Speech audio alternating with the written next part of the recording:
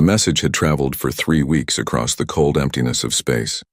It came in 17 different languages, each one precisely translated, each one carrying the same meaning. The Galactic Council welcomed humanity to the community of civilized species. They were invited to attend a formal reception at Station Theta 7, located in neutral space between several major territories. Ambassador David Chen read the message for the 5th time that morning. He sat in his office on the lunar base, Earth hanging like a blue jewel in the black sky outside his window. The message seemed polite enough on the surface. Words like benevolent, guidance, and uplift appeared throughout the text. But Chen had studied history. He knew what those words really meant. "They think we're primitives," he said to Admiral Helena Voss, who stood by the window with her arms crossed. Helena was a tall woman with iron-gray hair pulled back in a tight bun. Her uniform was crisp and dark, decorated with medals from 3 different wars that the galaxy knew nothing about. She had the look of someone who had seen too much death and decided to prevent more of it through any means necessary. "Of course they do," Helena replied. "We only discovered their existence 8 months ago. They've been watching us for 5 years? They saw our chemical rockets and radio waves. They think we just figured out how to leave our solar system." Chen smiled slightly. "Should we tell them the truth?" "Not yet," Helena said. She turned from the window to face him. "Let them keep thinking we're children playing with toys. It makes what comes next so much more effective." The plan had been approved by the United Earth Security Council 3 days after the invitation arrived. Earth would attend the reception. They would send diplomats and scientists just as the Galactic Council expected, but they would arrive in a way that made one thing absolutely clear. Humanity would not be treated as inferiors. On Station Theta 7, Council Arbiter Zixthor moved through the preparations with growing excitement. The station was a massive structure, built over centuries by a dozen different species. It floated in empty space, a symbol of unity and cooperation. Or at least that's what the official histories claimed. Zixthor knew the truth was more complicated. He was Vrix, an insectoid species that had held power in the Council for over 2,000 years. His kind stood on 4 legs with 2 smaller arms for manipulation and massive compound eyes that saw in spectrums humans couldn't imagine. His exoskeleton was decorated with markings that showed his rank and family lineage. "The humans have confirmed their arrival," his assistant said, a nervous young Vrix named Pilek. "They will arrive in 6 standard days." "Excellent," Zixthor clicked his mandibles together in satisfaction. "Have we prepared the standard welcome package? Translation devices, atmospheric adjusters, cultural briefings?" "Yes, Arbiter. Everything is ready. We've assigned them quarters in Section 7 near the other junior species." Zixthor felt pleased with himself. Another species to guide, another civilization to bring into the Council's embrace. The humans would learn, as all species did, that the galaxy had rules, systems of trade and hierarchy that had existed for millennia. They would take their place as grateful members of the community, happy to accept the wisdom of older, more experienced species. "What size vessel should we expect?" Zixthor asked. Pilek checked his data tablet. "They didn't specify, Arbiter. But standard protocol for new species is a small diplomatic craft, usually no more than 50 meters in length, carrying perhaps 20 individuals. Prepare docking bay 12 then, the small one." What Zixthor didn't know was that at that very moment, in orbit around Earth's moon, something enormous was preparing to move. The UESS Prometheus Unbound hung in space like a sleeping dragon. It was 15 kilometers long, a mass of dark metal and angular armor plating. Weapon ports lined its hull like the scales of some mechanical serpent. Inside, 12,000 crew members prepared for the mission that would change humanity's place in the galaxy forever. Admiral Voss stood on the bridge, watching Earth rotate slowly beneath them. She had commanded smaller ships before, frigates and destroyers in the wars that had nearly destroyed humanity 50 years ago. The resource wars had killed 2 billion people before the survivors finally came together. They had learned a hard lesson: unity or extinction. That lesson had driven everything that came after. The desperate push for new technology, the secret development of faster-than-light travel, the decision to hide from the galaxy while building strength. For 30 years, humanity had watched and waited and built. They had seen how the Galactic Council operated. They had studied the power structures and military capabilities of a dozen major species, and they had decided that they would never, Ever be at anyone's mercy again? All systems ready, Admiral, her first officer reported. Commander James Park was younger than Voss, but he had the same hard look in his eyes. The look of someone who had studied history and refused to repeat it. Crew status? Voss asked. All personnel accounted for and ready. The Marines are itching for action, but they understand this is a diplomatic mission. Mostly. Voss allowed herself a small smile. Tell them they'll get their chance to make an impression. Just by standing there. She turned to face the main view screen, which showed a computer projection of their course to Station Theta 7. 6 days of FTL travel. 6 days to cross distances that should have taken decades with the technology the Council thought humanity possessed. Ambassador Chen is aboard? She asked. Yes, ma'am. He's in his quarters reviewing his speech. Good. Voss took a deep breath. Then let's show the galaxy what humans really are. Helm, take us out. Full fleet formation. Behind the Prometheus Unbound, 47 other massive warships powered their engines. They moved together like a school of steel fish, their movements perfectly coordinated. Each one was a statement of purpose. Each one was a promise and a threat. As they vanished into faster-than-light travel, every sensor in Earth's solar system recorded the gravitational distortion. The sheer power required to move such mass faster than light left ripples in space-time itself. On Station Theta 7, Arbiter Zixthor went to sleep that night satisfied with his preparations. He dreamed of grateful humans accepting the Council's generous guidance. He had no idea that everything was about to change. The sensors detected it first. Station Theta 7's long-range scanning arrays picked up a distortion in space approximately 6 million kilometers away. The readings made no sense. Whatever was creating the distortion was massive, far larger than any diplomatic vessel in the Council's extensive database. Junior sensor technician Kellis stared at her screen with growing confusion. She was Kel, an amphibious species with blue-green skin and large eyes adapted for seeing underwater. Her webbed fingers moved across the controls trying to refine the sensor data. Senior technician, she called out in the bubbling voice of her species. I'm getting strange readings from the human arrival vector. Senior technician Vrachek slithered over to her station. He was Lumini, a being made primarily of contained energy within a vaguely humanoid field. He glowed with a soft yellow light as he examined her screen. He pulsed, his voice created by vibrating the air around him. That can't be right. Run a diagnostic on the array. Kellis had already done that twice. Diagnostics show green across the board. The readings are accurate, senior technician. Whatever is approaching us is very large. Vrachek felt something he hadn't experienced in decades.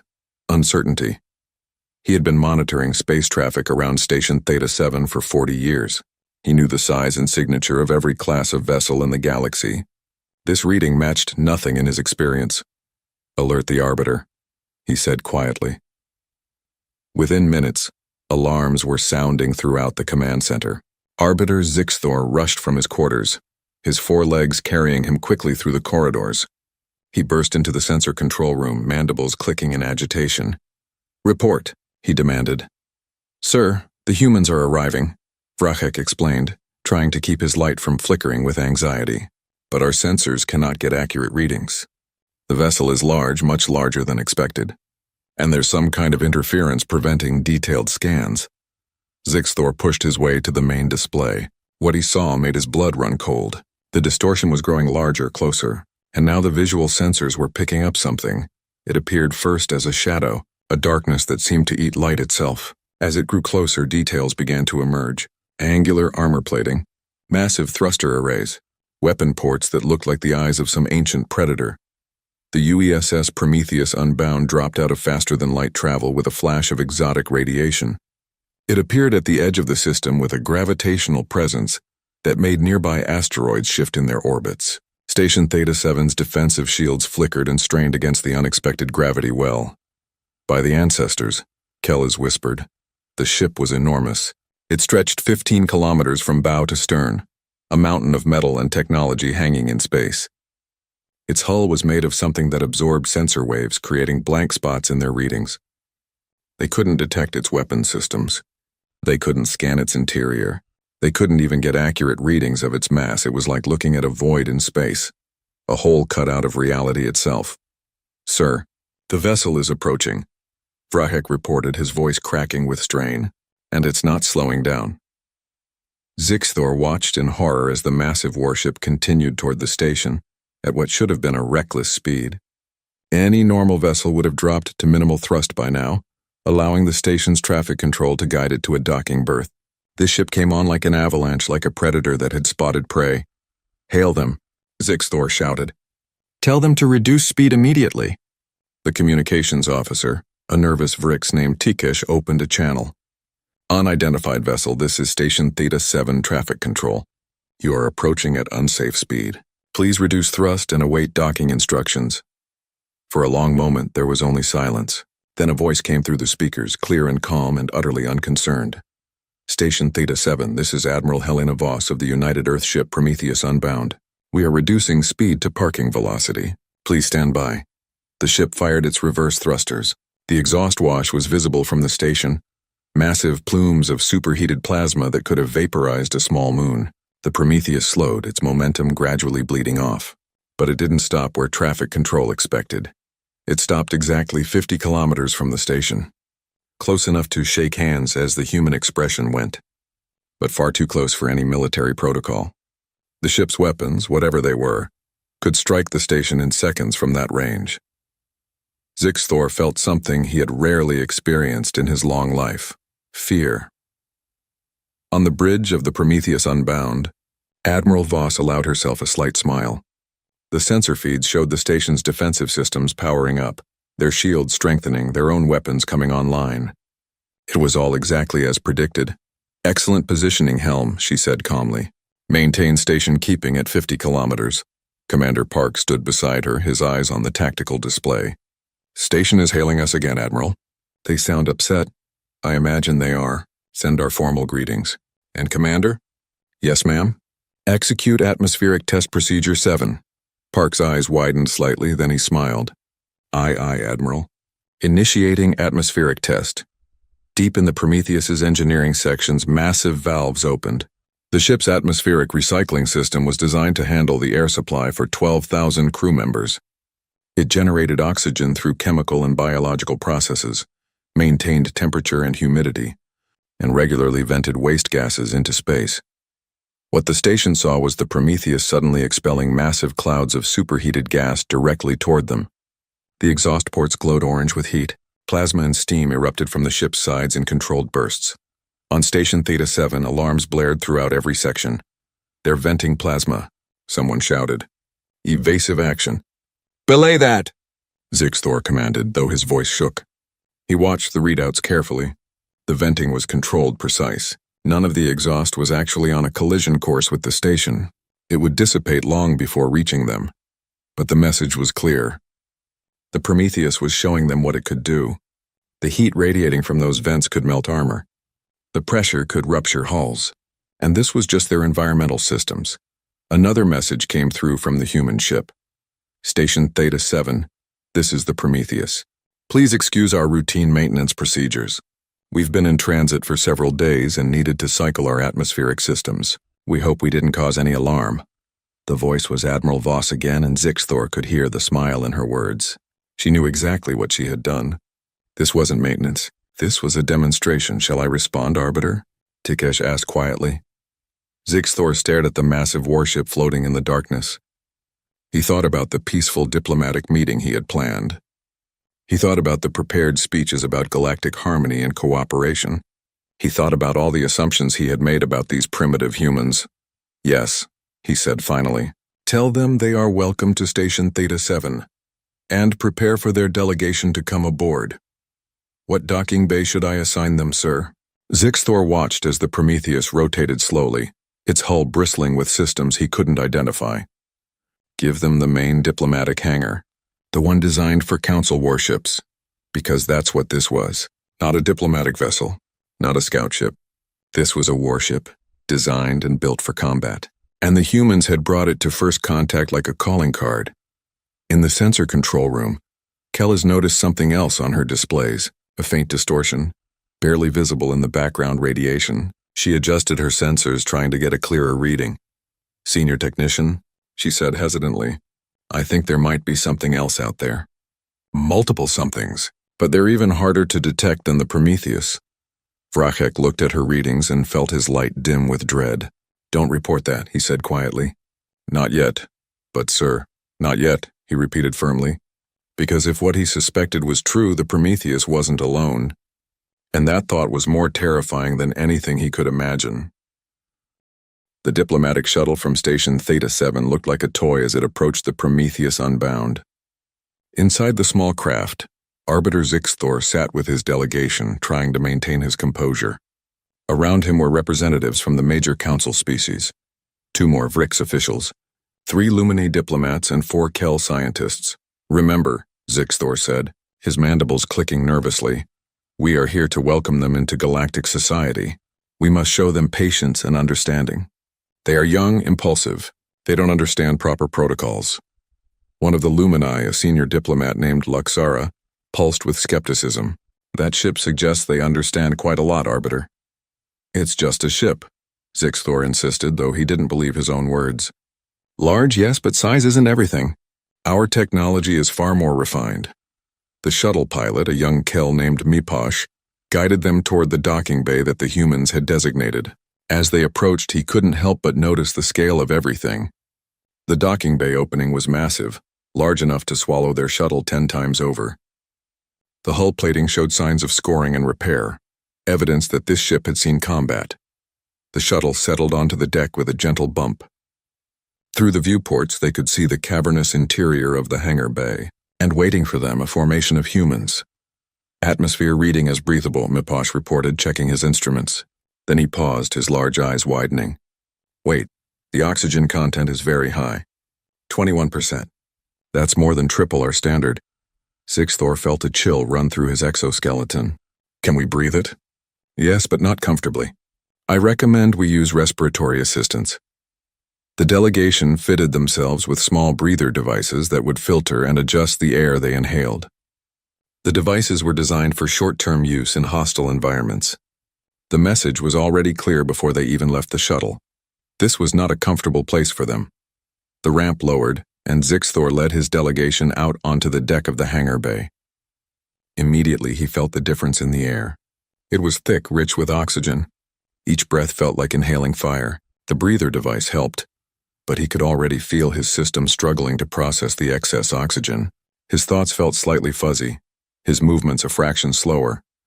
Waiting for them was a line of humans in dark military uniforms. They stood at attention, perfectly still, each one at least 2 meters tall. Their physical presence was intimidating in a way that Zixthor hadn't expected. The Vrix were not small, but these humans made him feel small. At the center of the formation stood Admiral Helena Voss. She stepped forward, and Zixthor noticed how she moved. Not with the careful precision of someone in a formal ceremony, but with the easy confidence of a predator in its own territory. Arbiter Zixthor, she said, her voice clear and strong. Welcome aboard the Prometheus Unbound. I am Admiral Helena Voss, commanding officer. On behalf of humanity, we thank you for your invitation to join the galactic community. Zixthor tried to respond, but the oxygen-rich air made him slightly dizzy. He took a moment to adjust his breather before speaking. Admiral Voss, we are honored to meet you. Though I must say we expected a smaller diplomatic vessel. Voss smiled, and there was something unsettling about the expression. Humans showed their teeth when they were pleased. It looked disturbingly like a threat display. The Prometheus is our standard long-range vessel, she said smoothly. We thought it appropriate for such an important occasion. I hope the atmosphere isn't causing you discomfort. It's quite rich in oxygen. Luxara pulsed, her light flickering slightly. Energy beings like the Lumine were destabilized by high oxygen content. It interfered with their containment fields. How unfortunate, Voss said, though her tone suggested she knew exactly what the atmosphere would do. We assumed all intelligent species would have evolved in similar conditions. Our planet's atmosphere is 21% oxygen. It's perfectly normal for us. The implication hung in the air like poison. Normal for us. The atmosphere that was making the delegation struggle was the baseline for humanity. They had evolved in conditions that would be toxic to most galactic species. What kind of world created beings that breathed fire? If you'll follow me, Voss continued. Ambassador Chen is waiting in our conference chamber. We have much to discuss. She turned and began walking without waiting for confirmation. The delegation had no choice but to follow. As they moved through the corridors of the Prometheus, Zixthor began to understand that everything they were seeing was calculated. The corridors were huge, clearly designed for humans in some kind of powered armor. Even unarmored, the humans were tall, but the spaces suggested they expected to move through them wearing equipment that made them even larger. Every wall panel, every doorway, every piece of equipment was built on a scale that made the delegation feel like children, and the humans made sure they saw everything. Their route took them past armories where rows of weapons hung on racks. Not elegant energy weapons like most species used, but brutal kinetic rifles and explosive launchers. They passed training rooms where Marines practiced hand-to-hand combat, with a ferocity that made Zixthor's blood run cold. They walked by enormous windows that looked out onto the ship's interior, showing massive railgun batteries and missile tubes. At one point, alarms blared and red lights flashed. A squad of Marines in full combat armor rushed past the delegation, their armored boots making the deck plates ring. Each Marine stood nearly 3 meters tall in their suits, moving with a speed that shouldn't have been possible for something so large. Just a drill, Voss explained casually. We run combat readiness exercises every 6 hours. Standard procedure. Standard procedure. The words echoed in Zixthor's mind. This level of military preparedness was their standard. What was their heightened state like? The Kel scientists in the delegation were frantically recording everything they saw. One of them, a female named Pelia, stumbled slightly. The high oxygen content was affecting her coordination. A human crew member immediately steadied her with a gentle hand, but the contrast was striking. The human showed no signs of discomfort. This was his normal environment, and he moved through it with perfect ease while the delegation struggled. They reached the conference chamber after what felt like an eternity. The doors opened to reveal a large room with a table made of some dark wood-like material. Around the table stood more humans in formal diplomatic attire. At the head of the table stood Ambassador David Chen, a man with silver hair and kind eyes that didn't quite match the calculating intelligence behind them. Arbiter Zixthor, Chen said warmly, stepping forward with his hand extended. Welcome. Please sit. We've prepared refreshments. The delegation took their seats, grateful to rest. Zixthor noticed that the human chairs were slightly too large for them, making them feel like children at an adult's table. Was it intentional? Or just another reminder of the physical differences? On the table were containers of liquid. Chen gestured to them. We've synthesized beverages suitable for each of your species' chemistries. Please help yourselves. It was a thoughtful gesture, one that required considerable effort and research, but Zixthor couldn't shake the feeling that every courtesy was double-edged. I must admit, Zixthor began, struggling to keep his voice steady as he adjusted his breather again. We are surprised by your vessel. The Prometheus is considerably larger than we expected for a first diplomatic contact. Chen nodded sympathetically. I understand your surprise, but you must understand, Arbiter, that humanity takes its first impression very seriously. We wanted to arrive in a vessel that represented our capabilities and our commitment to this relationship. Your military capabilities, Luxara observed, her light pulsing with concern. All capabilities, Chen corrected gently. The Prometheus carries scientists, engineers, medical staff, and yes, military personnel. We believe in being prepared for any situation. Admiral Voss, who had taken a seat beside Chen, added, we also wanted to ensure our delegation's safety. Space can be dangerous, as I'm sure you understand. The implication was clear. They didn't trust the galaxy. They had come prepared for conflict, and they wanted everyone to know it. Zixthor took a sip of his beverage, trying to calm his nerves. The oxygen-rich air, the overwhelming scale of everything, the casual displays of military might, it was all designed to unbalance them, to make them feel small and weak and out of their depth. And it was working. Perhaps we should begin discussing the terms of your integration into the Galactic Council, Zixthor suggested, trying to regain control of the situation.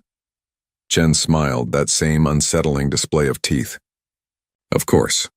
Though I should clarify, Arbiter, we're not here to integrate, we're here to negotiate a partnership, as equals.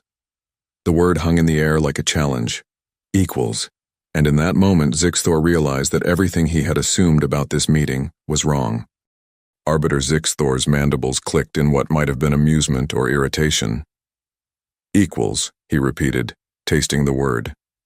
Ambassador Chen, I mean no disrespect, but humanity has only just achieved faster-than-light travel. The Galactic Council has existed for 10,000 years. We have systems of trade, law, and cooperation that have brought peace to hundreds of worlds. Surely you can see that we have much to teach you.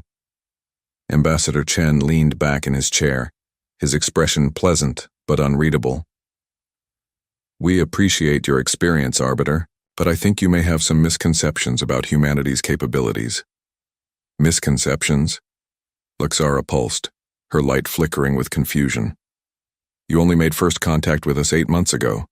Our scouts detected your primitive radio signals 5 years before that. Your technological development is clear. Is it? Admiral Voss asked quietly. She placed her hands on the table, her fingers interlaced. Tell me, Arbiter, how long did your scouts observe us? 5 years of passive observation before we determined you had achieved the minimum technological threshold for contact. And what did they see?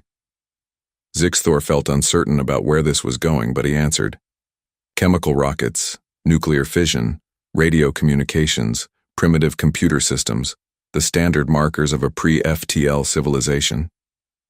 Exactly what we wanted you to see, Chen said softly. The room went silent. The delegation stared at the humans, trying to understand what they meant. Voss stood up and walked to the wall, where a display screen activated at her touch. An image appeared showing Earth's solar system. 30 years. Ego humanity achieved practical faster-than-light travel. Not 8 months ago. 30 years. That's impossible, one of the VRIX officials sputtered. We would have detected. You detected what we allowed you to detect, Voss interrupted. For 30 years we've been watching you, studying your technology, your culture, your military capabilities. We've observed your council meetings. We've tracked your fleet movements. We've analyzed your weaknesses. The display changed, showing image after image. Council ships in formation. Station Theta-7 from angles that should have been impossible to capture. Internal schematics of VRIX warships. Communication protocols. Everything. Zixthor felt his legs go weak. You've been spying on us. For 30 years. We've been careful, Chen corrected. Humanity learned a hard lesson in our past, Arbiter. We learned that the unprepared do not survive first contact with more powerful civilizations. We learned that trust must be earned, not assumed. So when we discovered we were not alone in the galaxy, we decided to watch and learn before revealing ourselves. But why? Pelia asked, her voice trembling. Why hide? Why not seek our guidance? Admiral Voss returned to her seat. Because we studied your history. The Galactic Council has contacted 47 species in the last 1,000 years. Of those, 47 have joined the Council. Not by choice, but because refusal meant isolation, economic sanctions, and sometimes military action. The Council doesn't invite equals, it recruits subordinates. That's a gross mischaracterization, Zixthor began, but Chen raised a hand. Is it? The VRIX hold 70% of the Council's military leadership positions. The Lumini control 80% of banking and trade regulations. The Kel dominate scientific research allocation, and species that join the Council find themselves locked into agreements that favor the founding members. It's a very sophisticated system of control. The delegation sat in stunned silence. No one had ever spoken to them like this. No new species had ever dared to analyze and criticize the Council so bluntly. Even if what you say is true, Luxara pulsed angrily. What can you do about it? You're one species, one system. The Council represents hundreds of worlds and thousands of ships. You cannot stand against us. Admiral Voss smiled. It was not a pleasant expression. Can't we? Commander Park, please activate the tactical display. The lights dimmed, and the center of the table lit up with a holographic projection. It showed Station Theta-7 in perfect detail, and surrounding it dozens of red markers.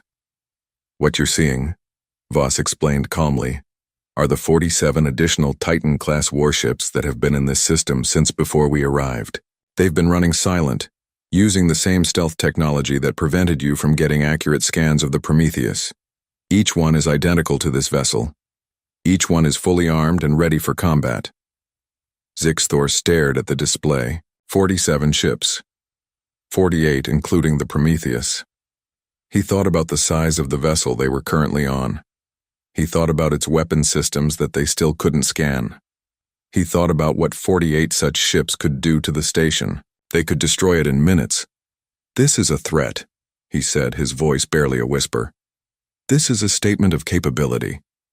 Chen corrected. "We're not threatening you, Arbiter. We're showing you that we're not helpless children in need of protection. We're showing you that any relationship between humanity and the Council will be between equals, or there will be no relationship at all." One of the Kel scientists, an older male named Korath, spoke up. "Even so, these ships are old technology. You said the Prometheus is 30 years old. Our vessels are far more advanced." "Are they?" Voss interrupted. She touched another control, and the display changed again. The Prometheus Unbound is our 8th-generation Titan-class vessel. It was commissioned 8 years ago. Our current generation, the Titan-class Mark 11, is 3 times its size and carries weapon systems you don't have counters for. She paused to let that sink in. "We've been building and refining our designs for 3 decades. We've had time to learn from our mistakes. Time to develop technologies specifically designed to counter what we observed in your fleets. The ships you see around this station are intimidating, I'm sure. But they're not even our most modern designs. How many ships do you have?" Luxara asked, her light dim with fear. "Enough," Voss said simply. "Enough to ensure that humanity will never be at someone else's mercy. Enough to make any military action against us impossibly costly. Enough to change the balance of power in this galaxy." Arbiter Zixthor felt the weight of history pressing down on him. For 10,000 years, the Council had been the dominant force in this region of space. They had operated with the certainty that came from overwhelming technological and numerical superiority. They had grown comfortable, perhaps even complacent, and now this upstart species, these humans who should have been grateful for the Council's guidance, were dictating terms. "What do you want?" he asked finally. Ambassador Chen leaned forward. "We want mutual recognition. We want trade agreements that benefit both sides equally. We want access to galactic markets without exploitative tariffs. We want the right to maintain our own military for our own defense. We want to be treated as partners, not as children or subordinates. And if the Council refuses, then humanity will pursue our own path," Chen said calmly. "We'll establish relationships with individual species who are interested in fair trade. We'll offer our protection to any world that feels the Council's terms are too restrictive. We'll create an alternative to the Council's monopoly on interstellar relations." It was a threat, though Chen was too diplomatic to say it directly. Humanity would break the Council's control simply by offering another option. Species that felt marginalized or exploited would have somewhere else to turn. "You would fracture 10,000 years of peace," Zixthor said. "We would offer freedom of choice," Chen replied. "If the Council's system is truly beneficial, species will choose to remain in it. If it's not," he shrugged, "then perhaps it's time for a change." The Vrix delegation huddled together, communicating in rapid clicks that their translation devices didn't broadcast. The Lumini dimmed their lights in contemplation. The Kel simply stared at the tactical display, calculating odds and outcomes. Finally, Zixthor turned back to the humans. "This discussion is far from over, Ambassador. The Council will need to consider your proposals. This is not a decision I can make alone." "We understand," Chen said. "Take all the time you need. We're patient. We've waited 30 years already. A few more weeks won't hurt." Admiral Voss stood, signaling that the meeting was over. "We'll escort you back to your shuttle.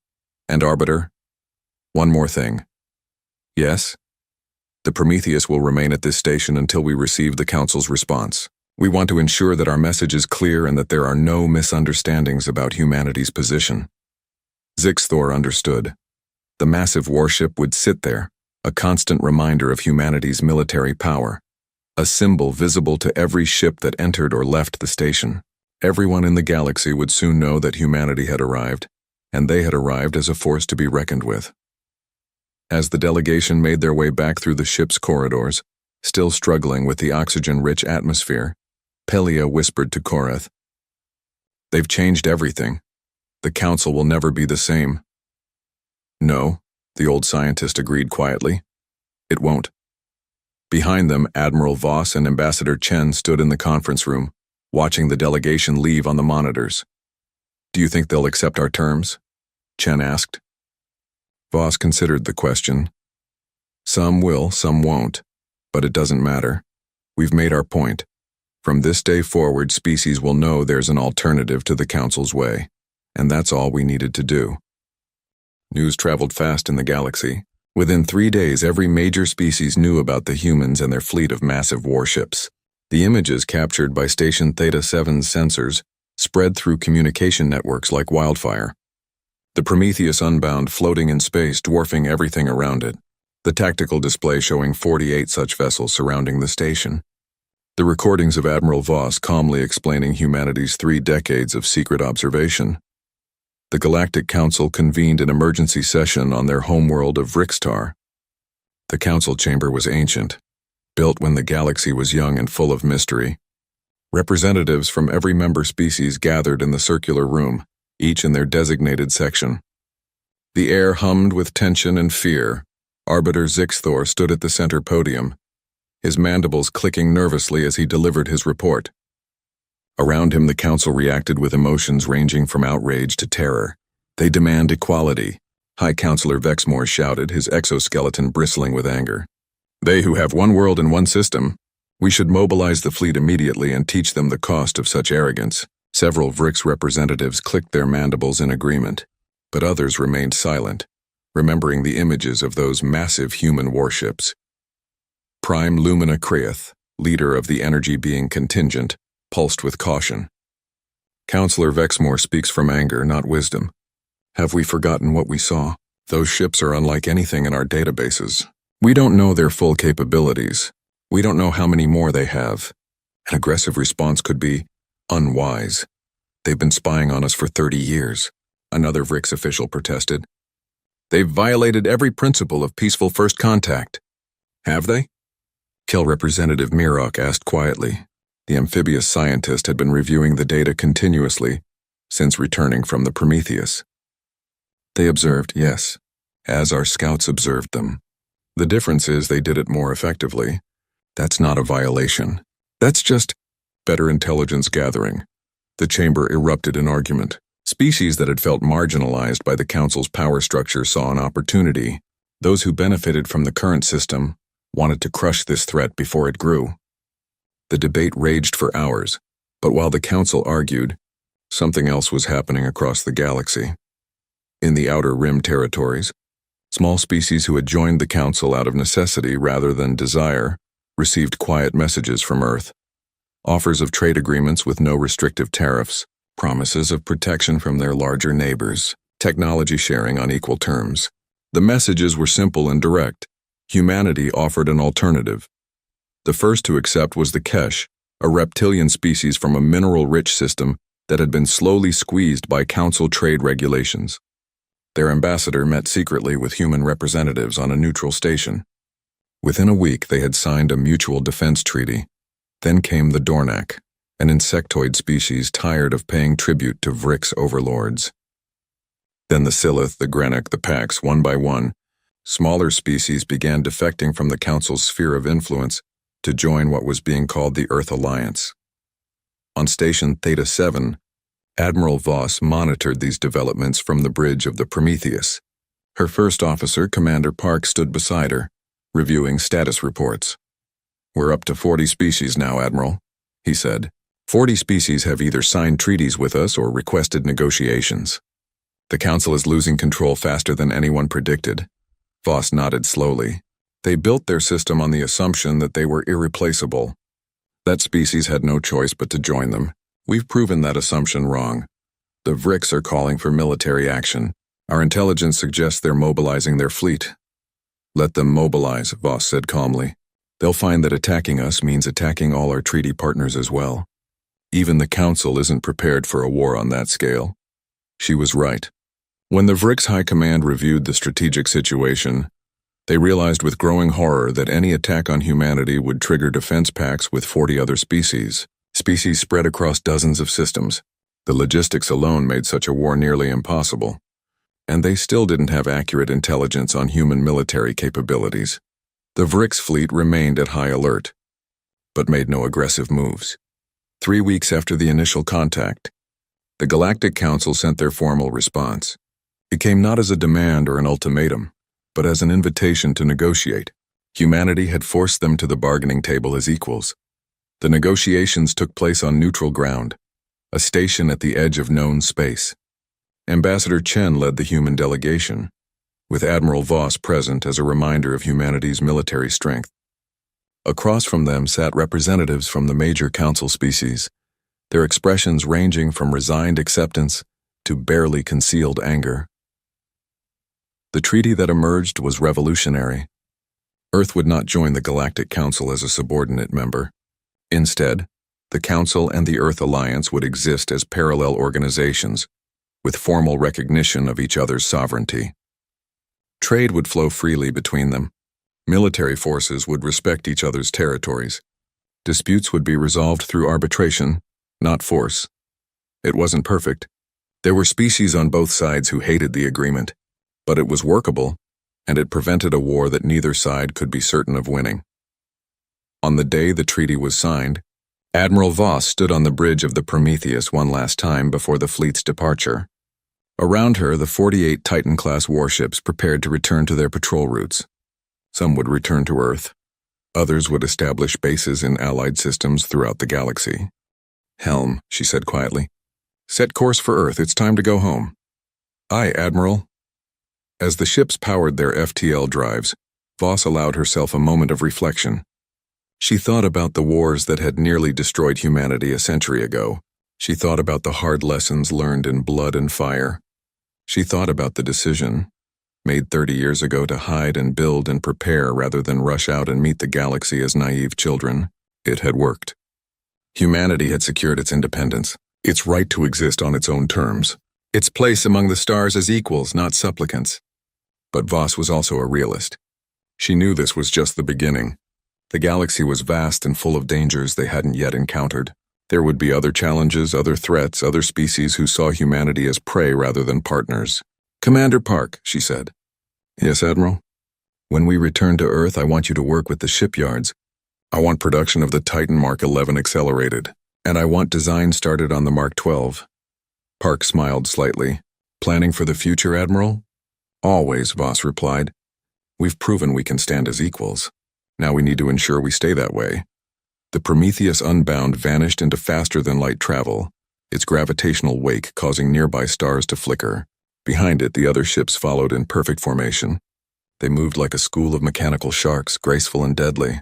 On Vrixtar, Arbiter Zixthor watched a recording of the human fleet's departure. He had aged in the weeks since first contact, the stress showing in the dullness of his exoskeleton and the slowness of his movements. His assistant, young Pillock, stood nervously beside him. "Arbiter, what do we do now?" Zixthor was silent for a long moment. He thought about the 10,000 years of council dominance that had ended not with a bang, but with a negotiation. He thought about the smaller species flocking to Earth's banner, seeing in humanity a chance for real independence. He thought about the massive warships that had arrived for first contact like a statement of inevitable change. "We adapt," he said finally. "The galaxy has changed, Pillock. The old order is gone. We can either accept that and find our place in the new one, or we can rage against it and destroy ourselves." "But the humans understood something we forgot," Zixthor interrupted. "Power isn't just about technology or numbers. It's about will. The willingness to stand up and say no further. The willingness to risk everything to maintain your independence. We've been comfortable for so long that we forgot what real determination looks like." He turned away from the screen. "Watch them closely, Pillock. Study them. Learn from them. Because humanity won't be content with just equality. They're builders, strivers, fighters. Give them a century, and they'll be the dominant force in this entire sector." "Is that a bad thing, Arbiter?" Zixthor considered the question carefully. I don't know. But I know this. The galaxy needed a change. We had grown stagnant, corrupt, complacent. Perhaps these humans, with their paranoia and their massive warships and their refusal to be anything less than equal, perhaps they're exactly what the galaxy needed. Far away on Earth, Admiral Helena Voss stepped off the shuttle that had brought her from orbit. She walked across the tarmac of the military base where she had started her career 50 years ago. The sky was blue. The air was rich with oxygen, and everything was exactly as it should be. She thought about the expression on Arbiter Zixthor's face when he had seen the tactical display. She thought about how the Lumini had dimmed with fear. She thought about how the entire Galactic Council had been forced to accept humanity as equals because the alternative was too costly to contemplate. And she thought about the future, the ships they would build, the alliances they would forge, the challenges they would face. Humanity had announced itself to the galaxy, not with words or pleas or requests for help, but with a fleet of warships and an uncompromising stance. They had arrived like titans, and the galaxy had been forced to take notice. Admiral Voss smiled. It was a good beginning. In the darkness of space, sensor buoys left by the human fleet continued to broadcast their message on all frequencies. The message was simple, translated into hundreds of languages, transmitted continuously. Humanity stands ready. Choose your path carefully. The galaxy listened, and the galaxy understood. A new power had risen, one that would not be ignored, would not be controlled, would not be treated as anything less than equal. The age of council dominance was over. The age of humanity had begun. Helm, she said quietly. Set course for Earth. It's time to go home. Aye, Admiral. As the ships powered their FTL drives, Voss allowed herself a moment of reflection. She thought about the wars that had nearly destroyed humanity a century ago. She thought about the hard lessons learned in blood and fire. She thought about the decision, made 30 years ago, to hide and build and prepare rather than rush out and meet the galaxy as naive children. It had worked. Humanity had secured its independence, its right to exist on its own terms, its place among the stars as equals, not supplicants. But Voss was also a realist. She knew this was just the beginning. The galaxy was vast and full of dangers they hadn't yet encountered. There would be other challenges, other threats, other species who saw humanity as prey rather than partners. Commander Park, she said. Yes, Admiral? When we return to Earth, I want you to work with the shipyards. I want production of the Titan Mark 11 accelerated, and I want design started on the Mark 12. Park smiled slightly. Planning for the future, Admiral? Always, Voss replied. We've proven we can stand as equals. Now we need to ensure we stay that way. The Prometheus Unbound vanished into faster-than-light travel, its gravitational wake causing nearby stars to flicker. Behind it, the other ships followed in perfect formation. They moved like a school of mechanical sharks, graceful and deadly. On Vrixtar, Arbiter Zixthor watched a recording of the human fleet's departure. He had aged in the weeks since first contact, the stress showing in the dullness of his exoskeleton and the slowness of his movements. His assistant, young Pillock, stood nervously beside him. Arbiter, what do we do now? Zixthor was silent for a long moment. He thought about the 10,000 years of council dominance that had ended not with a bang, but with a negotiation. He thought about the smaller species flocking to Earth's banner, seeing in humanity a chance for real independence. He thought about the massive warships that had arrived for first contact like a statement of inevitable change. We adapt, he said finally. The galaxy has changed, Pillock. The old order is gone. We can either accept that and find our place in the new one, or we can rage against it and destroy ourselves. But the humans understood something we forgot. Zixthor interrupted. Power isn't just about technology or numbers. It's about will. The willingness to stand up and say no further. The willingness to risk everything to maintain your independence. We've been comfortable for so long that we forgot what real determination looks like. He turned away from the screen. Watch them closely, Pillock. Study them. Learn from them. Because humanity won't be content with just equality. They're builders, strivers, fighters. Give them a century, and they'll be the dominant force in this entire sector. Is that a bad thing, Arbiter? Zixthor considered the question carefully. I don't know, but I know this. The galaxy needed a change. We had grown stagnant, corrupt, complacent. Perhaps these humans, with their paranoia and their massive warships and their refusal to be anything less than equal, Perhaps they're exactly what the galaxy needed. Far away on Earth, Admiral Helena Voss stepped off the shuttle that had brought her from orbit. She walked across the tarmac of the military base where she had started her career 50 years ago. The sky was blue.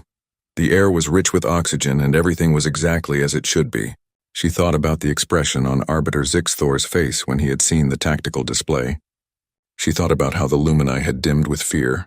She thought about how the entire Galactic Council had been forced to accept humanity as equals because the alternative was too costly to contemplate. And she thought about the future, the ships they would build, the alliances they would forge, the challenges they would face. Humanity had announced itself to the galaxy, not with words or pleas or requests for help, but with a fleet of warships and an uncompromising stance. They had arrived like titans, and the galaxy had been forced to take notice. Admiral Voss smiled. It was a good beginning. In the darkness of space, sensor buoys left by the human fleet continued to broadcast their message on all frequencies. The message was simple, translated into hundreds of languages, transmitted continuously. Humanity stands ready. Choose your path carefully. The galaxy listened, and the galaxy understood. A new power had risen, one that would not be ignored, would not be controlled, would not be treated as anything less than equal. The age of council dominance was over. The age of humanity had begun.